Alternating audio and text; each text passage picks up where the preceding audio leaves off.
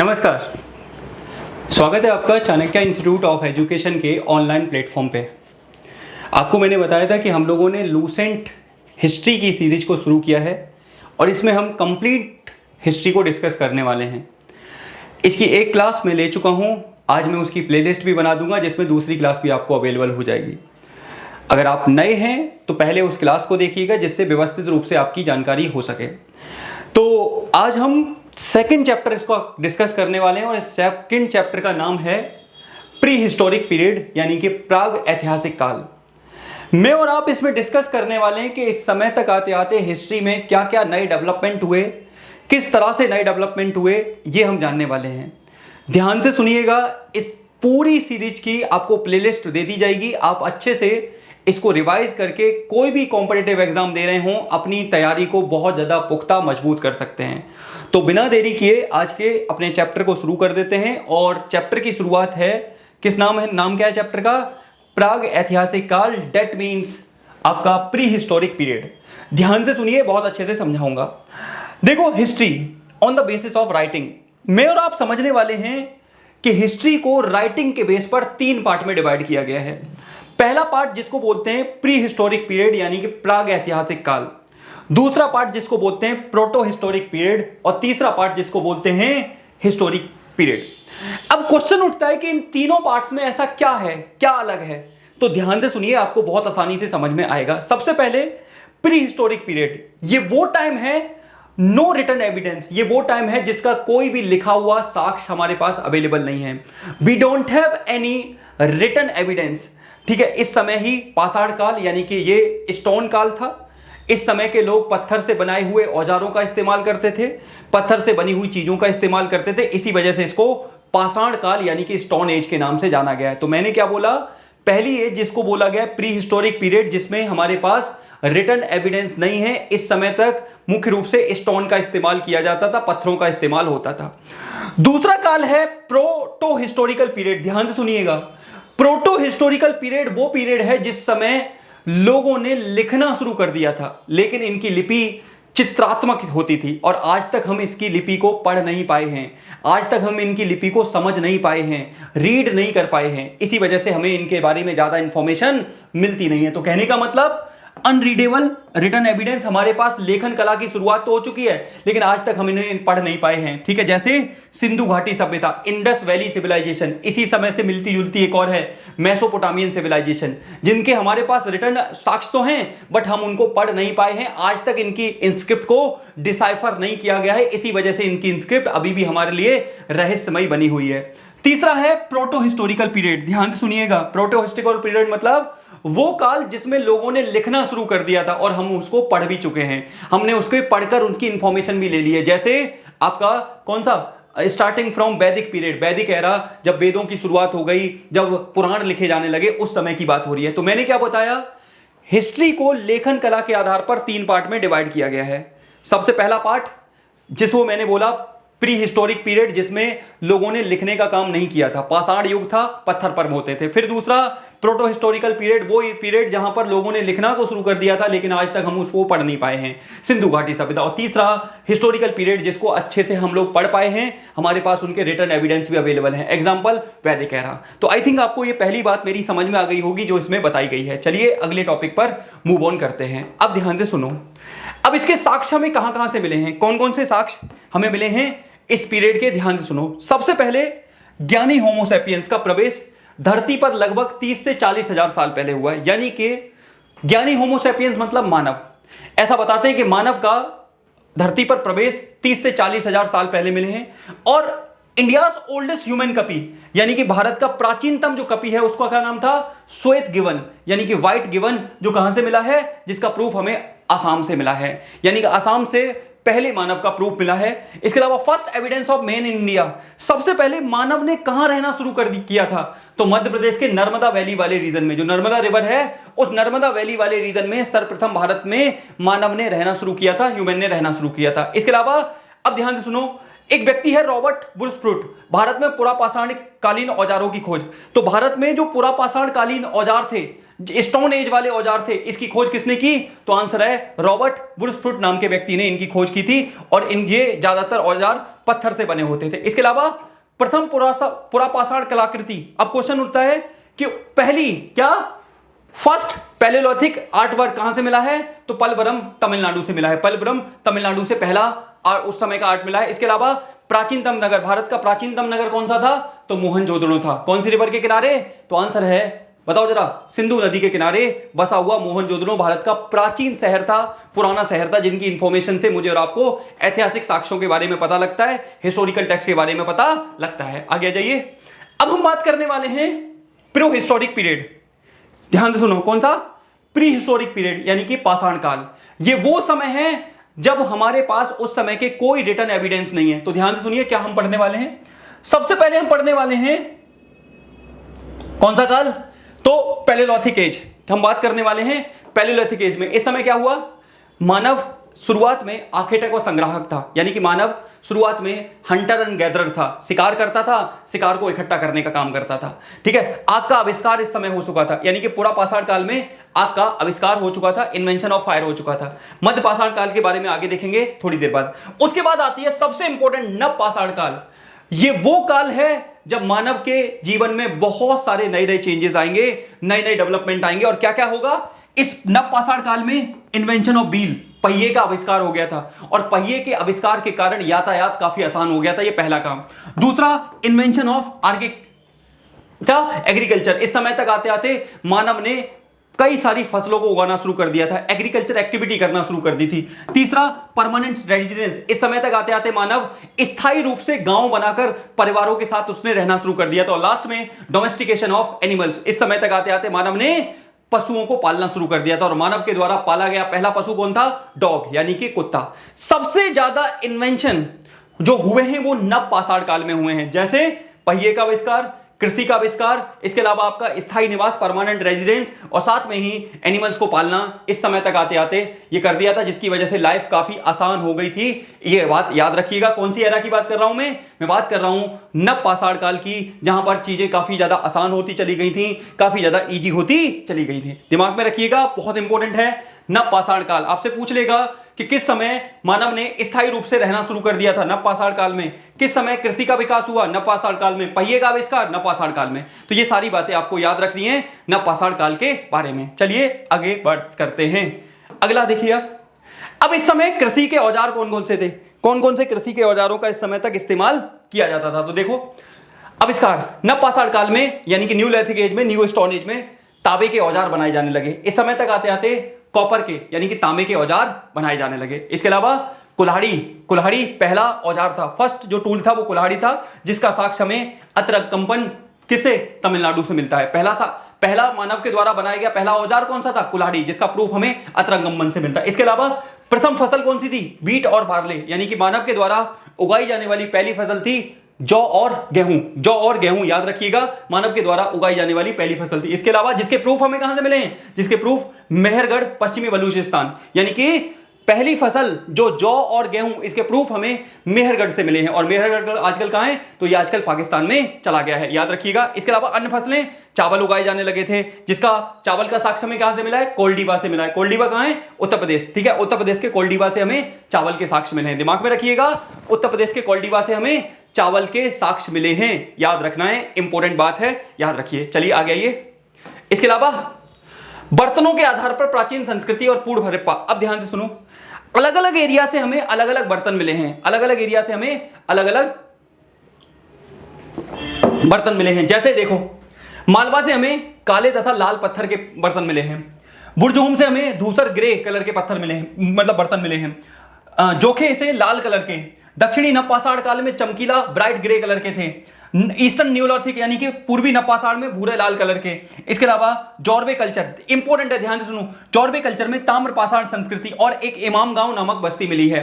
इमाम गांव नामक बस्ती मिली है, ये क्वेश्चन पूछा जाता है, इमाम गांव नामक बस्ती कौन सी संस्कृति से जुड़ी हुई है, it was related to the Jorwe culture. दिमाग में रखिएगा, इनके बारे में ज्यादा इंपॉर्टेंट नहीं है, बस थोड़ा सा आपको समझना है तो याद रखना, ठीक है। अब देखो, भारतीय नागरिक सेवा के अधिकारी रिजले प्रथम व्यक्ति थे जिन्होंने प्रथम बार वैज्ञानिक आधार पर भारत की जनसंख्या की प्रजातीय भेद, यानी कि रिजले ऐसे पहले व्यक्ति थे जिन्होंने यह बताया कि भारत के सभी लोग सेम नहीं हैं, भारत की जो नस्ल हैं वो अलग अलग हैं, ये बताने वाला पहला व्यक्ति कौन था? तो रिजले था। ये बात दिमाग में रखिएगा, बस ज्यादा इंपॉर्टेंट नहीं है, दिमाग में रखना। आगे आ जाओ। अब शुरू होता है सबसे इंपॉर्टेंट चैप्टर, जिसे मैं और आप हड़प्पा सभ्यता के नाम से जानते हैं। ध्यान से सुनना बच्चों, बहुत इंपॉर्टेंट टॉपिक है, जिससे हर बार आपसे कोई ना कोई क्वेश्चन जरूर पूछा जाता है। So listen to me very carefully. कुछ इसकी इंफॉर्मेशन, कुछ एनसीईआरटी की इंफॉर्मेशन को डिस्कस करेंगे, बहुत व्यवस्थित रूप से मैं आपको बताने का काम करूंगा। ध्यान से सुनिएगा और समझने की कोशिश करिए। देखिए, इंडस वैली सिविलाइजेशन, सिंधु घाटी सभ्यता।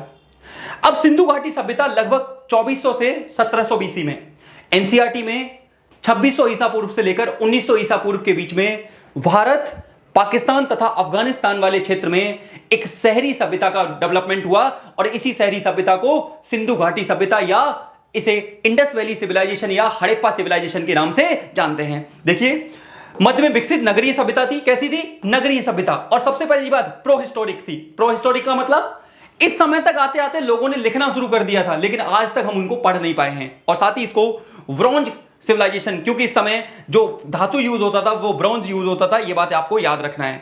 मुख्य निवासी कौन थे? यहाँ के मुख्य निवासी द्रविडियन और मेडिटेरियन थे, यानी कि द्रविड़ और भूमध्य सागरीय लोग थे जो इस रीजन में रहते थे। किसमें? हड़प्पा सिविलाइजेशन में। दोबारा बता रहा हूं, हड़प्पा सिविलाइजेशन सर्वप्रथम 2400 से 1700 ईसा पूर्व, जबकि एनसीईआरटी में 2600 ईसा पूर्व से लेकर 1900 ईसा पूर्व के बीच में पाकिस्तान, अफगानिस्तान और भारत के क्षेत्रों में डेवलप हुई सभ्यता थी। यह एक शहरी सभ्यता थी। इस सभ्यता के लोग ब्रॉन्ज का इस्तेमाल करते थे, इसी वजह से इसे ब्रॉन्ज सभ्यता के नाम से जानते हैं। इन लोगों को लोहे का कोई ज्ञान नहीं था, लोहे का इस्तेमाल इन लोगों के द्वारा बिल्कुल भी नहीं किया गया था। एक और बात याद रखिए, यहां के लोग द्रविडियन और भूमध्य सागरीय थे। यह बात दिमाग में आपको रखना है। कौन सी सभ्यता के बारे में? हड़प्पा सिविलाइजेशन के बारे में। चलिए आगे बात करते हैं, अगले टॉपिक पे आइए। अगला टॉपिक क्या है? अब ध्यान से सुनो। नामांकन, नोमेनक्लेचर एंड डिस्कवर। आखिर इस सिविलाइजेशन का नाम किसने रखा? नाम रखने वाला व्यक्ति कौन था? तो एक एक करके बात करते हैं। सबसे पहले देखो, राय बहादुर दयाराम साहनी, यानी कि राय बहादुर दयाराम साहनी, आरडी आप कह सकते हो, दयाराम साहनी इनको बोला जाता है, वैसे इनका उपाधि है राय बहादुर दयाराम साहनी। इन्होंने 1921 में रावी नदी के किनारे हड़प्पा की खोज की, यानी कि 1921 में रावी नदी के किनारे हड़प्पा की खोज की, और इस सभ्यता का पहला खोजा गया स्थल हड़प्पा था। इसी वजह से इस सभ्यता को हड़प्पा सभ्यता के नाम से जाना गया, इसी वजह से इस सिविलाइजेशन को हड़प्पा सिविलाइजेशन के नाम से जाना गया। उसके बाद क्या हुआ? राखलदास बनर्जी ने अगले साल 1922 में राखलदास बनर्जी ने सिंधु नदी के किनारे एक नए शहर की खोज की, और इस नए शहर का नाम क्या था? सिंधु नदी के किनारे एक नए शहर की खोज की, और इस नए शहर का नाम था मोहनजोदाड़ो। क्या नाम था? मोहनजोदाड़ो, जिसे एनसीईआरटी के अंदर इसका शाब्दिक अर्थ बताया गया है मृतकों का टीला। क्या? मृतकों का टीला इसको बोला गया है। याद रखिएगा, मृतकों के टीला के नाम से जाना गया है, जिसकी खोज 1922 में राखलदास बनर्जी ने की थी। और एक और बात याद रखिए, राखलदास बनर्जी ने इन और दयाराम साहनी ने किसकी लीडरशिप में? उस समय एएसआई का डायरेक्टर जनरल हुआ करता था जॉन मार्शल, और जॉन मार्शल की खोज लीडरशिप में इनको खोजा गया। और जब इनको दोनों स्थानों को खोजा गया तो जॉन मार्शल के द्वारा यह अनाउंस किया गया कि भारत में एक नई सभ्यता खोजी गई है, और यह सभ्यता उतनी ही प्राचीन है जितनी प्राचीन मेसोपोटामिया की सभ्यता, जितनी प्राचीन मिस्र की सभ्यता है। और इस सभ्यता को जो नाम दिया, जो सिंधु घाटी सभ्यता का नाम दिया, इंडस वैली सिविलाइजेशन नाम दिया, वो जॉन मार्शल के द्वारा दिया गया था। किसके द्वारा? जॉन मार्शल के द्वारा दिया गया था, जो एएसआई का डायरेक्टर हुआ करता था। दिमाग में रखिएगा, मैंने आपको बता दिया जॉन मार्शल, दयाराम साहनी, इनके बारे में। और एक और बात, मेसोपोटामिया की जो सभ्यता थी, उस सभ्यता में हड़प्पा सिविलाइजेशन के लिए कौन सा शब्द इस्तेमाल किया गया है? मेलुआ शब्द का इस्तेमाल किया गया है। हड़प्पा सभ्यता के लिए मेलुआ शब्द का इस्तेमाल किया गया है, यानी कि मेसोपोटामिया के लोग हड़प्पा सभ्यता को मेलुआ के नाम से जानते थे। यह बात दिमाग में रखिएगा, जिसके बहुत सारे एविडेंस हमें आगे मिलेंगे। अब देखो, अब इस सभ्यता का एक्सपेंशन कहां है, यह कहां कहां फैली हुई थी। तो अगर मैं इसका इस तरह से डिवीजन करूं, जैसे ये नॉर्थ हो गया, ये साउथ हो गया, ये ईस्ट हो गया और ये वेस्ट हो गया, अगर मैं इस तरह से इसका डिवीजन करूं तो नॉर्थ में सबसे ऊपर देखो मांडा। मांडा कहां है? जम्मू कश्मीर के चिनाब रिवर के किनारे है, तो ये नॉर्थ में मांडा तक। साउथ में दाइमाबाद। दाइमाबाद कहां है? वर्तमान के, ध्यान से सुनिएगा, दाइमाबाद कहां है? तो आंसर है दाइमाबाद वर्तमान के कहां? बताइए। वर्तमान के महाराष्ट्र के अहमदनगर में है। दाइमाबाद वर्तमान में क्या है? अहमदनगर में है। यहां तक तो साउथ में दाइमाबाद तक, नॉर्थ में मांडा तक ये फैली हुई थी। अगर मैं ईस्ट में बात करूं, आलमगीरपुर, कहां? आलमगीरपुर। आलमगीरपुर प्रेजेंट में कहां है? तो आंसर है मेरठ के पास है, हिंडन रिवर के किनारे। तो मैं वहीं अगर मैं बात करूं किसमें, अगर मैं वहीं बात करूं वेस्ट में, तो ये फैली हुई थी सुत कांगेडोर। कौन सी रिवर के किनारे? तो आंसर है बलूचिस्तान पाकिस्तान में दास्क रिवर के किनारे। तो कहने का मतलब इसका एक्सपेंशन काफी ज्यादा है। अगर मैं सबसे पहले ध्यान से सुनूं, नॉर्थ में बात करूं तो मांडा। कौन सी रिवर के किनारे? तो देखो यहां पर लिखा हुआ है चिनाब रिवर के किनारे, जम्मू कश्मीर। अगर मैं साउथ की बात करूं तो क्या है? तो दायमाबाद, अहमदनगर। कौन सी रिवर के किनारे? गोदावरी रिवर के किनारे। अगर मैं बात करूं ईस्ट की तो आलमगीरपुर। कौन सी रिवर के किनारे? हिंडन रिवर के किनारे, मेरठ। अगर मैं बात करूं वेस्ट की, सुत कांगेडोर, तो आंसर है वर्तमान के पाकिस्तान के बलूचिस्तान में दास्क रिवर के किनारे। इस तरह से इसका ये फैलाव था। तो सबसे नॉर्थ, सबसे साउथ, सबसे ईस्ट और सबसे वेस्ट आपको मैंने बता दिया है। आगे आइए, इस तरह से ये फैली हुई थी। आप इस तरह से मैप में देख सकते हो, अलग अलग एरिया में यहां पे थे। आगे आ जाइए अब जरा, अब ध्यान से सुनना इसके कुछ फीचर। आखिर सिंधु घाटी सभ्यता के फीचर क्या थे? तो पहला फीचर जो आपको याद रखना है, यह एक नगरीय सभ्यता थी। It was urban civilisation. यह एक सबसे पहली बात ये आपको याद रखनी है, यह एक शहरी सभ्यता थी जिसके कुछ बड़े शहर थे, जिसमें पहला मोहनजोदड़ो, मैंने आपको बताया अभी 1922 में इसकी खोज राखलदास बनर्जी के द्वारा की गई थी, जिसका मतलब होता है मृतकों का टीला। हड़प्पा, इसकी खोज किसने की थी? दयाराम साहनी ने। बताओ जरा, राय बहादुर दयाराम साहनी ने की। फिर आपका गढ़वारी वाला, फिर आपका धौलावीरा, राखीगढ़ी, कालीबंगन, ये इसके कुछ प्रमुख शहर हैं, याद रखिए। अब इस समय तक आते आते मैंने बताया था कि लोगों ने लिखना शुरू कर दिया था इस समय तक, लेकिन मजे की बात यह है कि आज तक हम इसको पढ़ नहीं पाए हैं। लोगों ने लिखना जरूर शुरू कर दिया था, लेकिन आज तक हम इसको पढ़ नहीं पाए। क्यों? क्योंकि हड़प्पा सभ्यता के लोगों की लिपि चित्रात्मक थी। ये लोग चित्र बनाते थे। इस लिपि को दाएं से बाएं लिखा जाता था और इस लिपि में 375 से लेकर 400 के आसपास अक्षर हुआ करते थे। 375 से लेकर 400 के आसपास अक्षर हुआ करते थे जिन्हें आज तक पढ़ा नहीं गया है। इसी वजह से इस लिपि को रहस्यमय लिपि कहा जाता है। इसी वजह से इस लिपि को एनिग्मेटिक इंस्क्रिप्ट के नाम से जाना जाता है। याद रहेगा, हड़प्पा सभ्यता की लिपि को रहस्यमय लिपि को कहा जाता है क्योंकि आज तक इसको पढ़ा नहीं गया है। इसकी विशेषता चित्रात्मक थी। अक्षर कितने थे? 375 से 400 के बीच में साइन मिले हैं। इसके अलावा दाएं से बाएं लिखी जाती थी। और रहस्यमय क्यों है? क्योंकि आज तक इसको पढ़ा नहीं गया है। इसी वजह से इस लिपि को रहस्यमय लिपि के नाम से जाना जाता है। दिमाग में रखिएगा इस लिपि के बारे में। आगे आइए, आज तक इसको रीड नहीं किया गया है। इस तरह से इस लिपि के अक्षर है, आप देख सकते हो। इस तरह से ये अक्षर आपको देखेंगे। अलग अलग मोहरें मिली हैं। मोहरों का इस्तेमाल हड़प्पा सभ्यता के लोग लंबी दूरी के व्यापार को आसान बनाने के लिए करते थे और ये आज ऐसे हैं, देख लीजिए। आगे आइए, अब ध्यान से सुनना, this is very very important. अगर आप SSC GD, CHSL, Delhi police का जो एग्जाम कमिंग है उसका एग्जाम देते हो तो ये क्वेश्चन आए दिन पूछे जाते हैं। हड़प्पा सभ्यता के प्रमुख स्थल, थोड़ा सा धुंधला दिखाई दे रहा होगा आपको, लेकिन मैं बोलूंगा तो मेरे साथ आप जब पढ़ोगे तो आपको फिर धुंधला क्या सब समझ में आ जाएगा। सबसे पहले हड़प्पा कौन सी नदी के किनारे है? रावी नदी के किनारे। किसने खोज की? दयाराम साहनी और महादेव स्वरूप वत्स ने 1921 में, आजकल पाकिस्तान में है। मोहनजोदड़ो, मृतकों का टीला, सिंधु नदी के किनारे, किसने खोज की? राखलदास बनर्जी ने 1922 में। चौदड़ो, सिंधु नदी के किनारे, गोपाल मजूमदार ने कब खोज की? 1931 में। इसके अलावा अगला आइए, कालीबंगन। कालीबंगन कहां है? कालीबंगन में काली चूड़ियां मिली थी, इसी वजह से इसका नाम कालीबंगन रख दिया। घग्गर रिवर के किनारे, बीबी लाल और बीके थापर ने, वर्तमान में राजस्थान में है।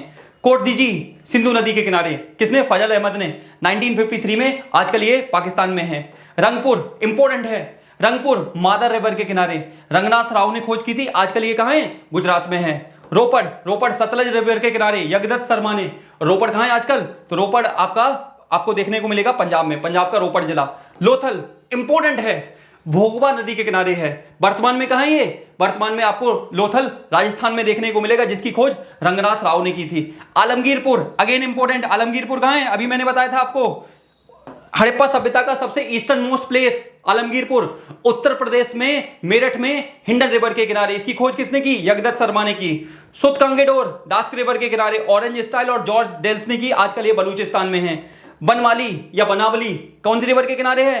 रंगोई रिवर के किनारे है। कुछ दिन पहले यूपीपीएससी में पूछा गया था कि बनावली किस रिवर के किनारे है? रंगोई रिवर के किनारे है। रविंद्र सिंह बिष्ट ने इसकी खोज की थी। और Dholavira, this is very very important. Dholavira कहां पर है? तो धौलावीरा आपको देखने को मिलेगा गुजरात में। इसकी खोज किसने की थी? रविंद्र सिंह बिष्ट ने 1990-91 में, गुजरात के कच्छ जिले में आपको यह मौजूद देखने को मिलेगा। तो ये प्रमुख शहर हैं जो हड़प्पा सिविलाइजेशन के हैं, जहां से आपको बहुत सारी इंफॉर्मेशन मिलती है। एक बार और आप मेरे को दोबारा से इसको पॉज करके सुन लीजिएगा, आपको अच्छे से समझ में आ जाएगा। ये सारे हैं मैप में इस तरह से स्प्रेड है, आपको मैप का अभी कोई काम नहीं है, दिमाग में बस रखिएगा। आगे आ जाइए, मैंने ये सब कुछ बता दिया। यहां से अगला देखिए जरा, अब इसकी विशेषताएं, हड़प्पा सिविलाइजेशन की कुछ विशेषताएं देख लो। क्या विशेषताएं हैं? सबसे पहले city built on grid pattern. इसमें जो शहर बनाए गए थे वो ग्रिड पद्धति के आधार पर थे, गलियां ग्रिड पद्धति के आधार पर थी, जो एक दूसरे को 90 डिग्री पर काटती थी, 90 डिग्री पर एक दूसरे को कट करती थी। तीसरा, वेल रन ड्रेनेज सिस्टम था। इनकी जल निकास प्रणाली इतनी ज्यादा व्यवस्थित थी, कितना भी पानी भर जाए किसी भी प्रकार से गलियां रुकती नहीं थी, नालियां रुकती नहीं थी, पानी रुकता नहीं था। इसी वजह से सिविल सर्विस में इसके ऊपर क्वेश्चन पूछा गया कि हड़प्पा सभ्यता की हम जल निकास प्रणाली से क्या सीख सकते हैं। वर्तमान के शहर, आपके वर्तमान में जरा सा पानी भर जाए तो क्या होता है, गलियां जाम हो जाती हैं, सड़कें जाम हो जाती हैं, डूबने लग जाती हैं। लेकिन उस समय इतने व्यवस्थित जल निकास प्रणाली थी कि कुछ भी प्रॉब्लम देखने को नहीं मिलती थी। इसके अलावा यूज ऑफ वरंट यानी कि पक्की ईंटों का इस्तेमाल किया, पक्की ईंटों का इस लोगों ने इस्तेमाल किया था, यह बात दिमाग में रखिए। इसके अलावा हड़प्पा सभ्यता के लोग प्राइवेसी का बहुत ज्यादा ध्यान रखते थे। इनके ग्राउंड फ्लोर पर बने हुए जो घर थे, ग्राउंड फ्लोर पर बने हुए कमरे थे, उनमें विंडो नहीं होती थी, उनमें खिड़कियां नहीं होती थी। साथ ही मुख्य द्वार इस प्रकार से खुलता था कि आप अंदर की चीजों को ताक झांक नहीं कर सकते थे। इसके अलावा मुख्य द्वार गली के पीछे पिछले वाले हिस्से में खुलता था। इससे पता लगता है ये लोग प्राइवेसी का बहुत ज्यादा ध्यान रखते थे। इसके अलावा शहर को 2 पार्ट में डिवाइड किया गया था। जो शहर थे वो 2 पार्ट में, ऊपर वाले हिस्से को दुर्ग दैट मीन सिडालल, और नीचे वाले हिस्से को लोअर टाउन यानी कि निचला शहर कहते थे। ऐसा माना जाता है कि ऊपर वाले हिस्से को एक बड़े से प्लेटफॉर्म पर बनाया गया था जिसमें शाही परिवार के लोग रहते थे, कुलीन वर्ग के लोग रहते थे, जबकि निचले वाले हिस्से में सामान्य जनमानस का निवास स्थान देखने को मिलता था। यह बात दिमाग में रखिएगा। यहां पे ऊपर हिस्सा किलाबंद, और सबसे इंपॉर्टेंट चीज, इनके शहर किलेबंद थे, लेकिन एक जगह से कालीबंगन में किलेबंदी नहीं देखने को मिली है, बाकी हर जगह किलेबंदी देखने को मिली है, यानी कि इनके शहर किलेबंद हुआ करते थे। किसके शहर? तो आंसर है हड़प्पा सिविलाइजेशन के शहर। इसके अलावा मोहनजोदड़ो से एक बहुत बड़ा स्नानागार मिला है। मोहनजोदड़ो से एक बड़ा क्या मिला है? ग्रेट बाथ मिला है। ऐसा बताते हैं कि इस महान स्नानागार का इस्तेमाल किसी रिचुअल के समय किया जाता था, यानी कि शाही स्नान के समय किया जाता था। इसके अलावा इसके दोनों तरफ नीचे उतरने के लिए सीढ़ियां, और साथ ही इसके दोनों तरफ रूम बनाए गए थे जिससे कि कपड़े चेंज किया जा सके। इस तरह से ये व्यवस्थित प्लानिंग के साथ इनके शहर बनाए गए थे। साथ ही ये काफी ज्यादा गहरा था, ये आपको याद नहीं रखना है। फिर एग्रीकल्चर और एनिमल हस्बेंड्री, यहां के लोगों का मुख्य ऑक्यूपेशन क्या था? तो हड़प्पा सिविलाइजेशन के लोग अनेक प्रकार की गतिविधियां करते थे। सर्वप्रथम ये पशुपालन और एग्रीकल्चर करते थे। जुते हुए खेत का साक्ष्य कहां से मिला है? कालीबंगन। इसका मतलब ये हलों के बारे में जानते थे। साथ ही एक जगह से मोहनजोदड़ो व कालीबंगन से ही मिट्टी के बने हुए हल का भी साक्ष्य मिला है। प्रमुख फसल गेहूं और जौ थे। इसके अलावा evidence of rice from Lothal और रंगपुर। लोथल और रंगपुर से बताओ जरा, लोथल और रंगपुर से गेहूं के और साथ में आपका चावल के साक्ष्य मिले हैं। इसके अलावा मोहनजोदड़ो से ध्यान सुनिएगा, मोहनजोदड़ो से एक बड़ा ग्रेनरी मिला है। ग्रेनरी मतलब बड़ा अन्नागार मिला है। ऐसा बताते हैं कि किसी डिजास्टर से बचने के लिए ये लोग अपने सामान को, अपने फूड को स्टोर करके रखते थे, ताकि व्यवस्थित रूप से अगर कोई डिजास्टर आ जाए, कोई प्रॉब्लम आ जाए, तो उस फूड का इस्तेमाल लोगों की जरूरतों को पूरा करने के लिए किया जाता था। इसका मतलब इससे पता लगता है कि यहां से पीडीएस पब्लिक डिस्ट्रीब्यूशन सिस्टम के भी साक्ष्य हमें देखने को मिलते हैं। कहां से? तो आंसर है, याद करो, तो आंसर है हड़प्पा सिविलाइजेशन से। आगे आ जाइए। पशुपालन, ये लोग पशुपालन भी करते थे। बिल्कुल जी हां, पशुपालन भी करते थे। जैसे बैल भैंस, ये इसको पालते थे। घोड़ों, अब ध्यान से सुनो, घोड़े के प्रमाण कहते हैं कि ये लोग घोड़े भी पालते थे, लेकिन घोड़े के प्रमाण कहां से मिले हैं? सोटकोटदा, कालीबंगन और लोथल से मिले हैं। इसका मतलब ये लोग घोड़ों के बारे में भी थोड़ा बहुत परिचित थे। इनकी धार्मिक विशेषताएं, आखिर धर्म क्या मानते थे? हमारे पास कोई स्पष्ट जानकारी नहीं है। हड़प्पा सभ्यता के लोगों की धार्मिक प्रणाली क्या थी? हमारे पास प्रॉपर जानकारी नहीं है। नो रिमेन्स ऑफ टेम्पल्स, मंदिर का कोई भी प्रूफ नहीं मिला। इसका मतलब ये लोग मंदिर नहीं बनाते थे। इसके अलावा मदर गॉडेस यानी कि मातृ देवी की पूजा करते थे। प्रकृति की पूजा करने वाले ये लोग थे, और इनका समाज मातृ सत्तात्मक था। इनका समाज मातृ सत्तात्मक था, यानी कि मम्मी को बहुत ज्यादा महत्वपूर्ण यहां पर माना जाता था। इसके अलावा वृक्ष पूजा, शिव पूजा, यानी कि ये लोग पेड़ों की पूजा करते थे, भगवान शिव की पूजा करते थे। आपको पता होता है पशुपति कुबड़ वाला सांड यहां से मिला है, उसकी पूजा करते थे। और मोहनजोदड़ो से एक दाढ़ी वाला पुजारी मिला है। ध्यान से सुनिएगा। आखिर हड़प्पा सभ्यता के लोगों का पॉलिटिकल सिस्टम क्या था? इसको लेकर भी पुरातत्वविद और हिस्टोरियन से एक मत नहीं है। कुछ हिस्टोरियंस का कहना है कि मोहनजोदड़ो से जो दाढ़ी वाला पुजारी मिला है, प्रीस्ट किंग मिला है, यही पूरे हड़प्पा सिविलाइजेशन की शासन व्यवस्था को चलाता था। कुछ हिस्टोरियंस ऐसे भी हैं जिनका मानना है कि हड़प्पा सिविलाइजेशन बहुत ज्यादा सिविलाइज्ड लोग थे, ये बहुत ज्यादा सिविलाइज्ड लोग थे, बहुत ज्यादा आप कह सकते हो सभ्य लोग थे, इन्हें किसी प्रकार की राजनीतिक व्यवस्था की जरूरत नहीं थी। तो कुछ हिस्टोरियंस ऐसे भी हैं जो ये मानते हैं कि हड़प्पा सभ्यता में अलग अलग स्थानों पर अलग अलग शासक हुआ करते थे, अलग अलग स्थानों पर अलग अलग शासक हुआ करते थे, यानी कि जैसे मोहनजोदड़ो का अलग, हड़प्पा का अलग, कालीबंगन का अलग, लोथल का अलग, आलमगीरपुर का अलग, ऐसे अलग अलग हुआ करते थे। लेकिन सबसे ज्यादा जिस पर सहमति बनती है इतिहासकारों की वो ये है कि हड़प्पा सभ्यता के लोग, याद रखिएगा, यहां पर प्रीस्ट किंग हुआ करता था, पुरोहित राजा हुआ करता था, जिसका प्रूफ हमें कहां से मिला है, जिसका प्रूफ हमें, याद रखिएगा, मोहनजोदड़ो से मिला है। ये बात दिमाग में रखिएगा, इंपॉर्टेंट बात है, आपको याद रखनी है, ठीक है, इंपॉर्टेंट बात है, आपको याद रखनी है। आगे बढ़े, चलिए आगे बढ़ते हैं, थोड़ा और देखते हैं, फिर उसको खत्म करते हैं फटाफट। अगला, पशुपति की मोहर मिली है। आज आपको याद, मैं यहां पे बताना चाहता हूं कि आज ये पूरा नहीं होगा, आधा चैप्टर आज, आधा चैप्टर कल, थोड़ा सा मुझे काम है, एक मेरी क्लास है ऑफलाइन, तो वो भी मुझे करनी है, तो इसलिए मैं आज आधा, आज कल आधा करा दूंगा। पशुपति की मोहर मिली है मोहनजोदड़ो से, जहां पर मैंने बताया पशुपति की मोहर के चारों तरफ कौन कौन जानवर है, हाथी, गैंडा, चीता और भैंस बैठी हुई है। इसके अलावा कालीबंगन से एक अग्निकुंड मिला है, जिससे पता लगता है ये लोग हवन भी करते थे। इसके अलावा यहां से स्वास्तिक का चिन्ह मिला है, स्वास्तिक आप जानते हो, सूर्य उपासना और सभादान। अब ये लोग सबों को जलाते थे, मोहनजोदड़ो से साक्ष्य मिला है, सबों को दफनाते थे, हड़प्पा से साक्ष्य मिला है, और साथ ही जोड़े में, यानी कि जोड़े दो साथ, मेल और फीमेल को एक साथ या दो लोगों को एक साथ भी दफनाने के साक्ष्य लोथल और कालीबंगन से मिले हैं। तो इस तरह से इन लोगों की ये धार्मिक प्रक्रिया थी जिसका ये लोग पालन करते थे। ट्रांसपोर्टेशन के लिए, यातायात के लिए क्या करते थे ये, तो आंसर है वाटर, यानी कि हमें लोथल और सुटकोटदा से बंदरगाह मिला है, लोथल और सुटकोटदा से बंदरगाह का, इसका मतलब ये लोग शिप्स का यूज करते थे, नावों का इस्तेमाल करते थे। बुलेट कार्ट और बफेलो कार्ट, यानी कि बैलगाड़ी का उपयोग इनके द्वारा, भैंसा गाड़ी का उपयोग किया जाता था। समाज क्या था, समाज में पर्दा प्रथा देखने को मिलती थी, समाज में पर्दा प्रथा और वैश्यावृत्ति देखने को मिलती थी, ठीक है, याद रखिएगा। इसके अलावा ब्रॉन्ज स्टैचू ऑफ डांसर, यानी कि हमें मोहनजोदड़ो से एक डांस करती हुई ब्रॉन्ज की मूर्ति मिली है, लड़की की डांस करी, इसका मतलब डांस का यहां पर प्रचलन था, यह बात याद रखिएगा, जिसकी साक्ष्य हमें मोहनजोदड़ो से मिला है। इन लोगों का जीवन शैली क्या था, देखो जरा जीवन शैली भी समझ लो क्या था। तो लोथल और चौधरी से पता लगता है कि ये लोग मनके बनाते थे, मनके बनाने का काम करते थे ये लोग, कॉटन और ऊन के बने हुए वस्त्र पहनते थे। एंटरटेनमेंट के लिए वो लोग डाइस खेलते थे और हंटिंग करते थे। ब्लैक पेंटेड यूटेंसिल, यानी कि डिजाइन वाले काले रंग के बर्तन भी बनाते थे। मीठे के में हनी का इस्तेमाल करते थे और तलवार का कोई साक्ष्य नहीं मिला है, किसी भी प्रकार के वेपन्स का कोई साक्ष्य नहीं मिला है। इससे क्या पता लगता है, हड़प्पा सभ्यता के लोग शांति प्रिय लोग थे, ये युद्ध, लड़ाई झगड़े और संघर्ष में इस्तेमाल नहीं करते थे। ये इसी वजह से यहां से हमें तलवारों के साक्ष्य और यहां पर हमें किसके आपका रथ के कोई साक्ष्य नहीं मिले हैं। तो ये बात दिमाग में रखिएगा, इंपॉर्टेंट बात है, आपको याद रख लेना है, ठीक है। एक लास्ट चीज और, व्यापार मैंने अभी बताया, लंबी दूरी के व्यापार को आसान बनाने के लिए ये लोग किसका इस्तेमाल करते थे, मोहरों का इस्तेमाल करते थे।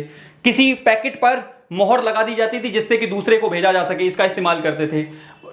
यूनिट ऑफ मेजरमेंट 16 के अनुपात में यहां पर। इसके अलावा यहां वस्तु विनिमय प्रणाली चलती थी और वस्तु विनिमय प्रणाली को आसान बनाने के लिए वो बाटों का इस्तेमाल करते थे। और बाट, चार्ट नाम के पत्थर से बाट इनके बनाए जाते थे। बाटों का निर्माण ये लोग चार्ट नाम के पत्थर से मिलकर करते थे। इसके अलावा तराजू के पलड़े के साक्ष्य भी मोहनजोदड़ो से प्राप्त हुए हैं। इसका मतलब ये लोग तराजू के बारे में भी परफेक्ट जानते थे।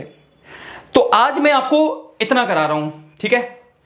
कल इस चैप्टर को कंप्लीट कर दूंगा। मैंने अभी बताया मेरी एक ऑफलाइन क्लास है, इस वजह से मैं इस क्लास को अभी कंटिन्यू नहीं कर पाऊंगा। कल आपके साथ फिर दोबारा से मुलाकात होगी। अब रोज मुलाकात होगी, डिले नहीं होगा। तबीयत में बहुत ज्यादा सुधार हो चुका है, तो आपसे रोज मुलाकात होती रहेगी। तो इसी बात के साथ मैं अपनी बात खत्म करूंगा और मिलूंगा अगली क्लास में। तब तक के लिए आप सभी का धन्यवाद। जय हिंद, जय भारत।